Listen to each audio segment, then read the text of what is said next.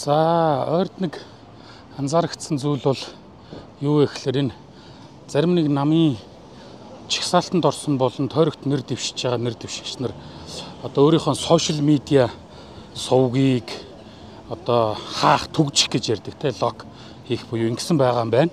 Чинь Facebook профайлаа ч юм уу, пэйжэн ч юм уу одоо мэдхгүй дээ юу юм.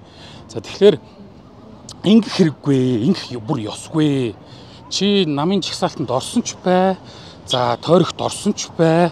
Чи олон нийтийг төлөөлөх гэж байгаа. Тэ? Нийт олныг төлөөлөх гэж байгаа ийм хөө. Тэгснээ хачин зан гаргаад тэ? Олноос өөрийгөө нуугаад ингээд байгаа чинь бол ер нь одоо болж байгаа бүтэж байгаа олныг төлөөлнө гэж байгаа бүр сонгогдоочгүй байж тэ?